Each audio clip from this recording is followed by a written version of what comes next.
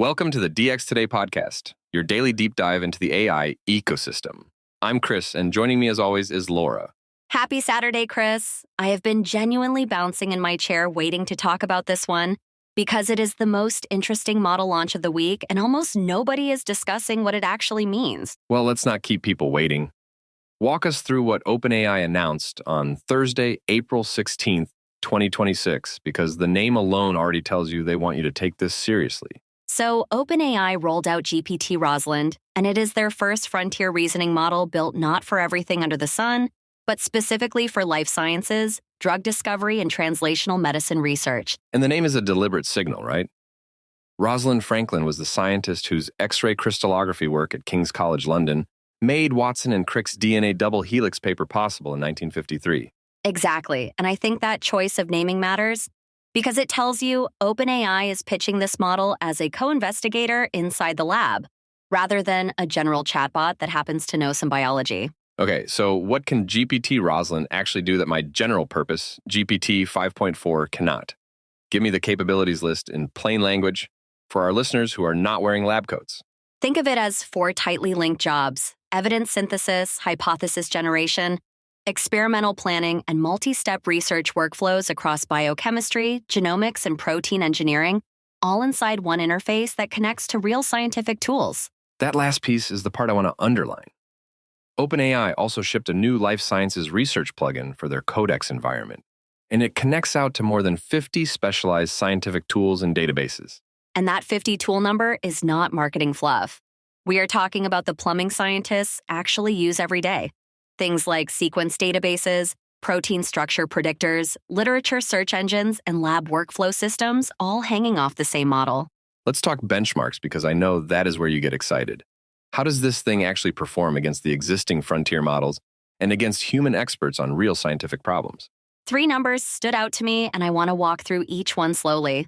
On Bixbench, which measures bioinformatics and data analysis tasks, GPT Rosalind hit a 0.751 pass rate. That sounds impressive, but I honestly cannot calibrate what 0.751 means without context. Where does that place the model relative to what humans and earlier systems were doing on the same test? That is a massive jump from where general-purpose models were sitting even a few months ago, and it puts the model comfortably in the range where a competent bioinformatician would be expected to perform on those tasks. Okay, benchmark number 2.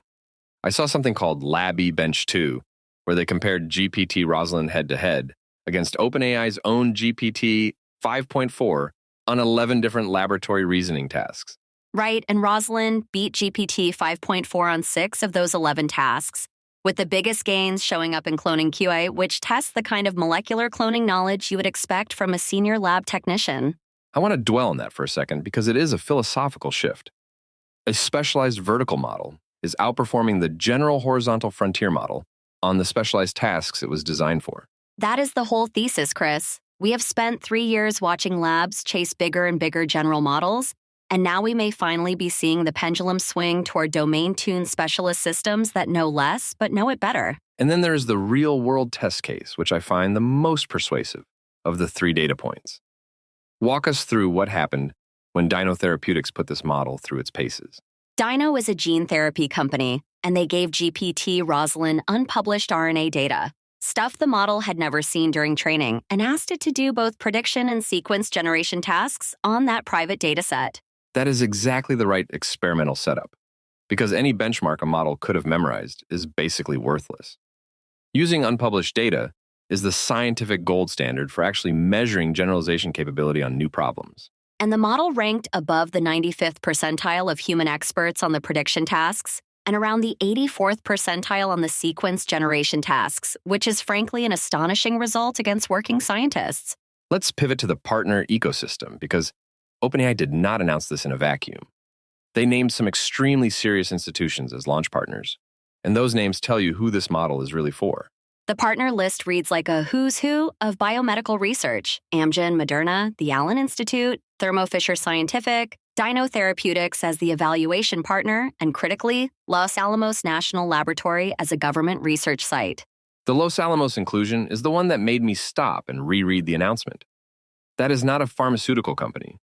That is a national laboratory with deep roots in physics, computation, and biosecurity research. And I think that is deliberate. OpenAI wants a federal research institution with existing security clearances and protocols involved from day one, because the next conversation is inevitably going to be about dual-use risks. That is a perfect bridge into the access model, because this is not a product you can just sign up for with a credit card. Walk us through how OpenAI is actually controlling who gets to use this thing. GPT Rosalind is launching as a research preview, available only to qualified U.S. enterprise customers, and every organization that requests access has to go through a qualification and safety review before a single query goes through. So what does qualifying actually require? I'm trying to picture what a biotech startup or a university lab needs to bring to the table to get approved for access to this model. You need to demonstrate that you are conducting legitimate research with a clear public health benefit, that you have strong security governance over your systems, and that your use cases fall inside OpenAI's approved research categories. And the model itself has safeguards baked in, not just the paperwork side.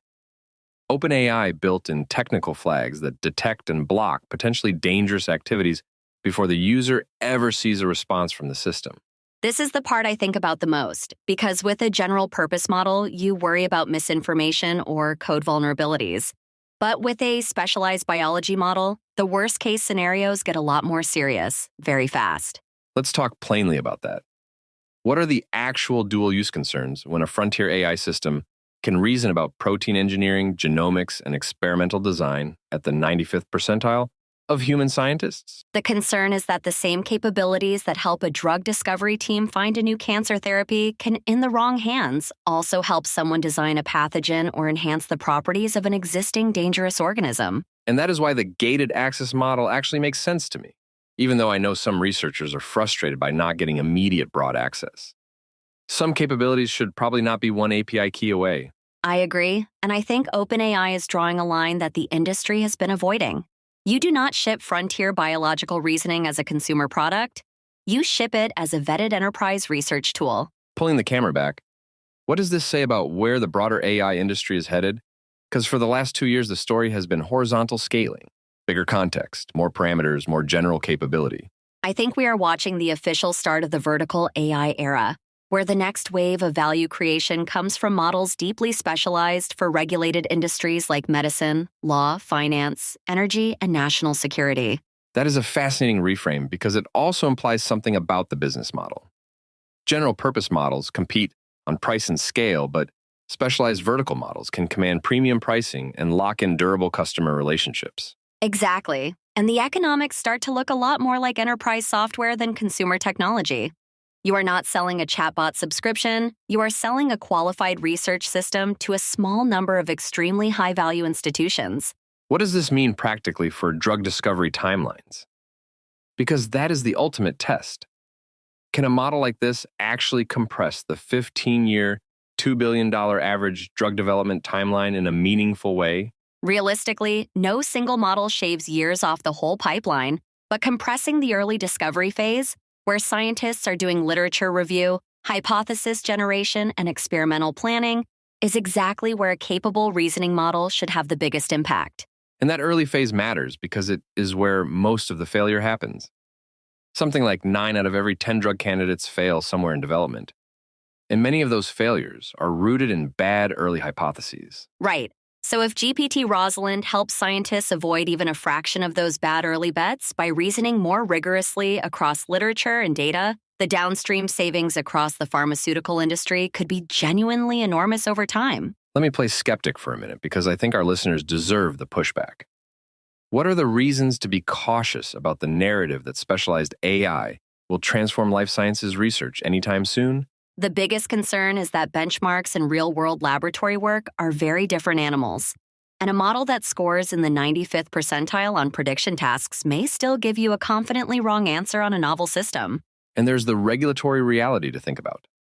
The FDA and the European Medicines Agency are not going to accept drug candidates just because a frontier reasoning model rated them highly on an internal research score.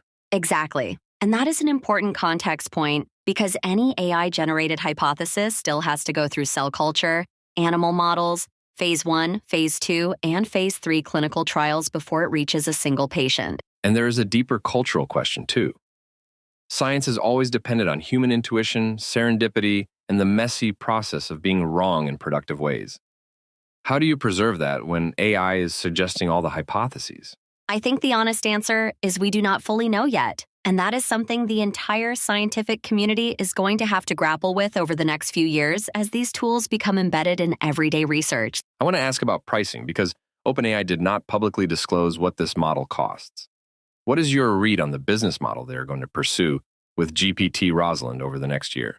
My guess is enterprise custom contracts rather than a per-token sticker price. These are 6- and 7-figure annual deals with pharmaceutical companies, bundled with support, governance tooling, and probably some degree of custom fine-tuning on internal datasets. And that model changes the economics of the whole AI industry when you think about it. Instead of 1 billion users paying $20 a month, you get 200 institutions paying several $1 million a year. Right, and the margins on that kind of revenue can be spectacular because you are not paying consumer acquisition costs or subsidizing free tiers. You are selling a specialized research capability to buyers who can actually afford it and who measure return on investment in saved research years, not in monthly subscription fees. So if you're a pharmaceutical executive, a biotech founder, or a research university administrator listening to this episode, what should you actually do on Monday morning, April 20th, 2026 with this information?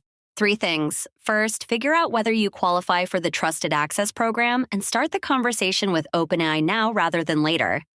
Second, audit your internal data governance. Third, identify the specific research bottlenecks this tool could realistically unblock for your teams. And for everyone else, the investors, the policy folks, the general AI watchers, what is the one big signal from this launch that you want them to take away and carry into the rest of the year? The frontier AI conversation just got a lot more interesting because the biggest labs are no longer just racing to build one smarter generalist. They are quietly building a portfolio of specialists for the industries where the real money lives. That is a fantastic place to land. I think we will look back on this week as the moment the vertical specialist strategy stopped being a theory and started being a visible, named product line from the leading lab. And I will be watching to see which other frontier labs respond.